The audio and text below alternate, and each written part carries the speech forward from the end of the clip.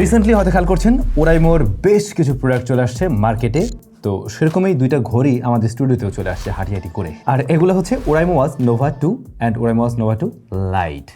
লাইটটা নিয়ে আমরা শুরু করি কারণ এটার দাম একটু কম আছে, আর তারপরে আর একটু বাজেট বাড়ালে যারা পাবেন তাদের জন্য এটা বক্সটা একটু বড়।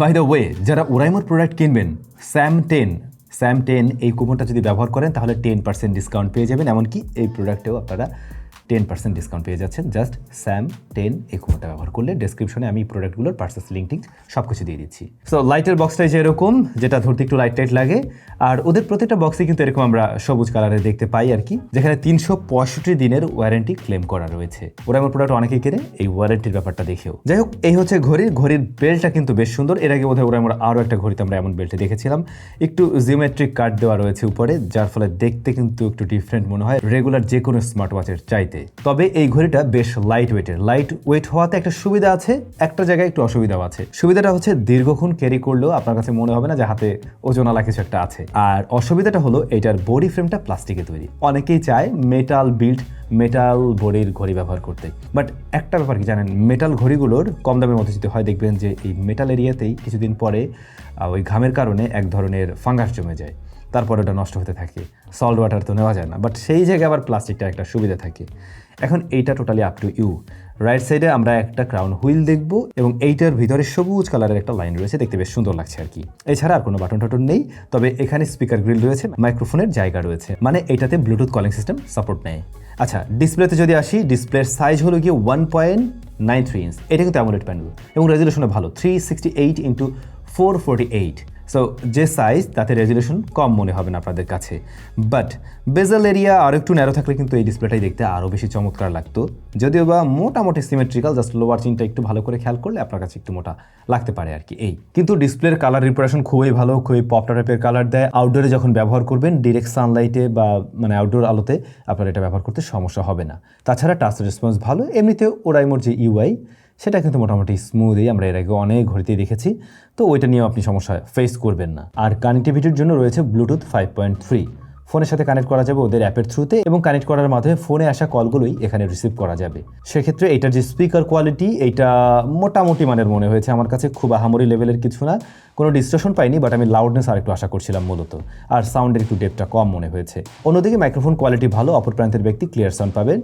যদিও আপনি এত দূরে রেখে যদি কথা বলতে থাকেন ওইটা খুব একটা ভালো আউটপুট পাবে না, একটু সামনে নিয়ে আসলে বেটার আউটপুট পায়। IP68 এর রেটিং রয়েছে, স্প্ল্যাশ প্রুফ, পানিতে নিয়ে হালকা পাতলা লাগলে সমস্যা নেই, কিন্তু পানিতে সাঁতার কাটা বা পানির গভীরে নেওয়া একদমই ঠিক হবে না এই ঘড়ি, সেক্ষেত্রে পানি ঢুকতে পারে। এই জায়গায় কমতি আছে আমি অবশ্যই বলবো, কারণ এই ঘড়িটার দাম 3895 টাকা। 3895 টাকার একটা ঘড়িতে আমরা IP রেটিংয়ে আরও একটু বেটার আশা করি, মানে আমি একটু সাঁতার কাটবো এরকমটাই আশা করি। হঠাৎ করে পড়ে টরে গেলে পানিতে সমস্যা হবে না, কিন্তু ওইভাবে সাঁতার কাটতে গেলে তখন পানিটা ঢুকে যেতে পারে। বেসিক যে স্মার্ট ওয়াচগুলো হয়ে থাকে এটার ফিচারগুলো ঠিক সেরকমই। আপনারা স্পোর্টস মোড পাবেন, আপনারা মিউজিক প্লেয়ারকে কন্ট্রোল করতে পারবেন, এটাতে হার্ট রেট সেন্সর রয়েছে, প্লাস স্টেপ কাউন্টিং করতে পারে।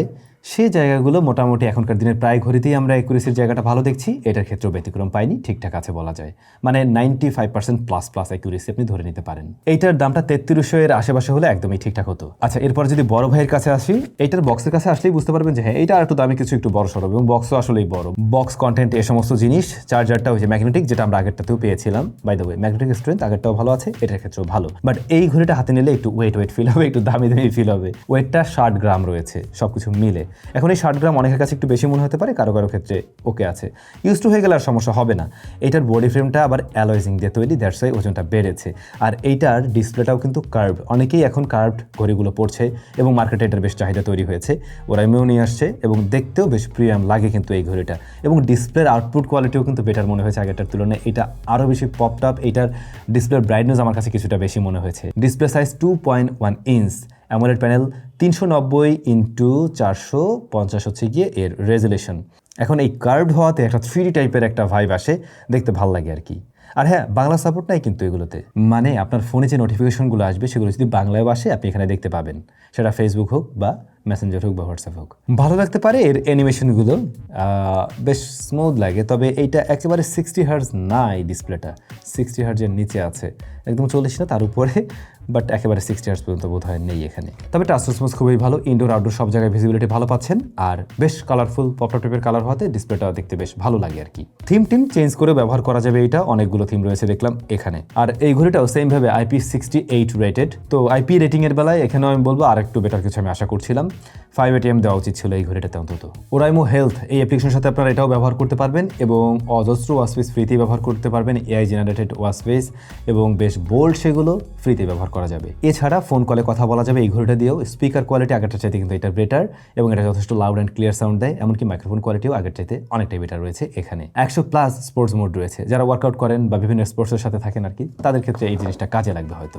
ব্যাটারিও বেড়েছে এই ঘড়িটাতে কিছুটা, 350 mAh এর। আগের ঘড়িটায় কিন্তু 300 mAh ছিল, তো ওইটা মোটামুটি 4 দিনের মতো চলতো যদি আপনি ফোনের সাথে কানেক্ট রাখেন, মাঝে মধ্যে কানেক্ট রাখছেন ওই অবস্থাতে। বাট কানেক্ট না রেখে জাস্ট ঘড়ি হিসেবে ব্যবহার করলে ওটা আরও বেশি সময় ব্যাকআপ পাওয়া সম্ভব, তখন প্রায় ওটা 6 to 7 ডেজের কাছাকাছি ব্যাকআপ দেয়। এই ঘড়িটার ক্ষেত্রে ব্যাপারটা সেম, যদি কিনা আপনি ফোনের সাথে কানেক্ট না করে জাস্ট ঘড়ি হিসেবে ব্যবহার করেন তখন ভালো ব্যাকআপ দিচ্ছে, কিন্তু ফোনের সাথে কানেক্ট করে নিলে ব্যাকআপ কিছুটা কমে আসে, 3-3.5 দিন 4 দিন এরকম ব্যবহার করতে পারবেন সর্বোচ্চ সেক্ষেত্রে। কিন্তু এটাও আমি একদম ফুল ডে কানেক্ট করে রাখছেন সবসময়, ফোনের কলগুলো এটাতে রিসিভ করছেন, ওইভাবে কথা বলছেন না এইভাবে না, ওইভাবে যদি ব্যবহার করেন 1.5 থেকে 2 দিনের বেশি ব্যবহার করতে পারবেন না ভাই, যদি সব কল টল এটাতেই রিসিভ করতে হয়। আর হ্যাঁ, অনেকে আমার মতো AOD লাভার, এটাতে AOD ব্যবহার করা যাবে, টাইম সেট করে দেওয়া যাবে, লাইক সকাল 10টার মধ্যে ওটা অন হয়ে যাবে AOD অটোমেটিক, আবার সেটা রাত 11টায় অফ হয়ে যাবে। সো ওই ধরনের ফিচার এখানে পাবেন। তবে ভালো হতো যদি এরকমটা হতো যে আমি হাত থেকে খুলে রেখেছি অটোমেটিক AODটা অফ হয়ে যায়, তাহলে কিন্তু খুব ভালো হতো, তখন ব্যাটারি বার্ন আরও কিছুটা কম করতো।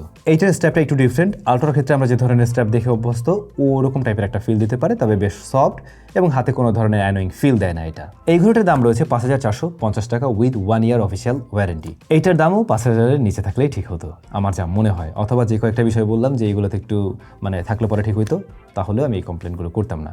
এই দুইটা ঘড়ির মাঝে আপনার কাছে কোনটা বেশি ভালো লেগেছে? এখন যেটাই ভালো লাগুক, যদি কিনেন SAM10 এই কুপনটা ব্যবহার করবেন, তাহলে ডিসকাউন্ট পেয়ে যাবেন আরও কিছুটা। ভালো থাকুন, দেখা হচ্ছে নতুন ভিডিওতে।